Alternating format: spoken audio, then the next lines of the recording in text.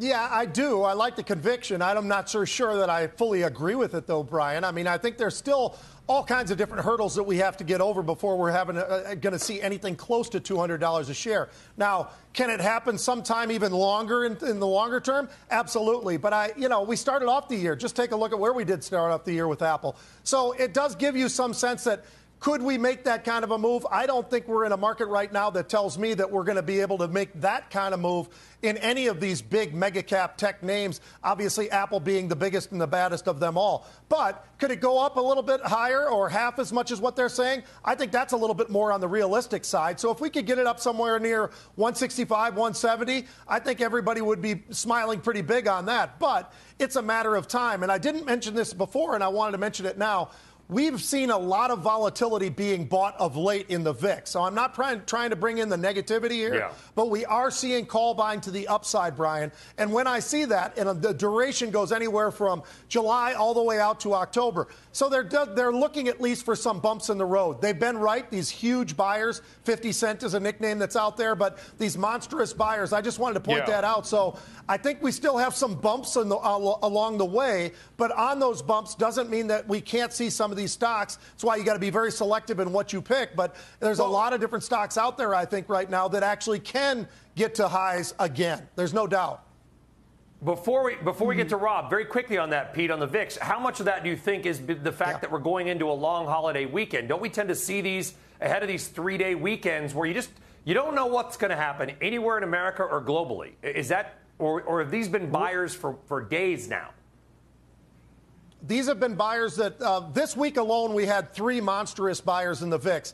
And I don't think they're looking for the weekend for those, results, actually. I think they're going far enough out. One of them is in July. Absolutely. July 20th expiration.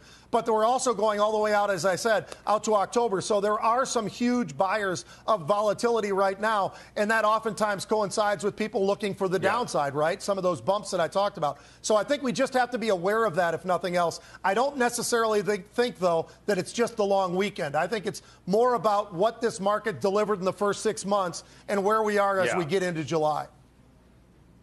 Rob, let's call it the M&M trade, right? Let's talk about Microsoft and Meta, because I don't know if you saw the comments last night. Mark Zuckerberg, maybe needs some Miss Porter's school or something, because apparently he said to his entire company, some of you shouldn't even be here, referring to the employees and talking about belt tightening. And as I referenced earlier, these fierce headwinds. That stock's down 30+% in less than a year. But is there some upside to maybe Zuckerberg getting tough? I don't know. Of course there is. We bifurcate tech in between innovation tech, which is very high PE, oftentimes no earnings, incredible growth, and quality PE. And what I would tell you is that Meta falls squarely in that camp. I mean, it's not expensive relative to its peer group. It scores very highly in earnings quality and trend. Its valuation's reasonable. It has great margins. And listen, you need to have somebody that steps in there and says we're going to be responsible to unlock value. I think that's the type of environment that we've moved into. You cannot focus on only revenue. You have to focus on earnings, and I think that's what Zuckerberg's doing. So I think it's completely appropriate.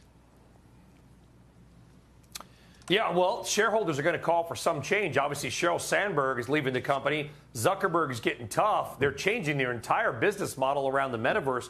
We'll see where that happens. Very quickly here, because I can see now all of you on a screen. I want to get a comment on Microsoft. Who's got a comment on Pete? You want to take a quick comment on Microsoft? I know you've loved it forever.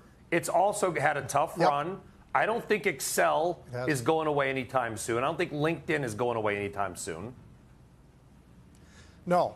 And obviously, where they really have all the what they're doing is their competition, obviously, always looking at Amazon, right? I mean, we're talking about the web services side of Amazon, that we're always looking at that when we're talking about Microsoft.